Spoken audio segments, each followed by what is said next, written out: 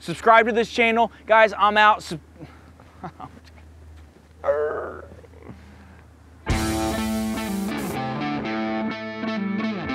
I did everything myself in here. That is not how you do the business. And that right there is a house that I have already flipped as well. And I already know that I can flip this house to a buyer on my buyers list because I got a strong buyers list in this area.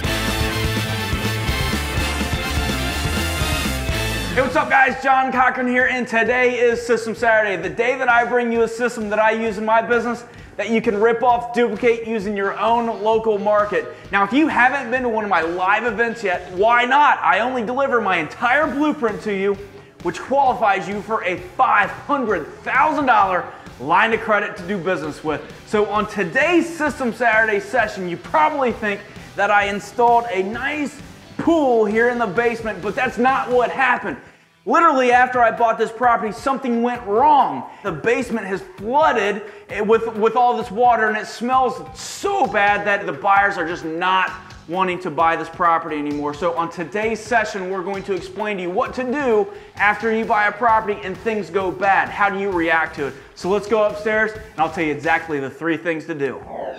So the first one is actually assuming the worst. So this always starts before you buy the property, whenever you're getting ready to make your initial offer on a property. So if you go down into the home and down into the basement or whatever, and the furnace looks a little bit iffy, assume that it needs completely replaced. If you go to the front of the house on the outside and the front of the roof is just wavy, in places, assume the entire roof needs to be replaced. I would definitely rather assume the worst and it really not eat into my profits, rather than assuming the best, something happens, and then bam, guess what? You're even struggling to even make a profit on the property now.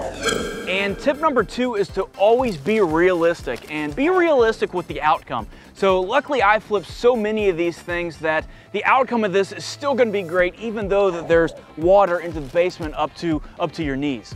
Okay, so be realistic about the outcome, and sometimes out of these homes, the best thing that you can get is an education, and always hope to break even whenever you get that education and you don't lose money on these deals. That's why we're prepping you in the System Saturday, so when things happen like this, you don't freak out. Luckily, I have flipped so many properties, and I literally know that the outcome of this is still going to be great, to where we're going to make a good profit on this thing. So that's tip number 2.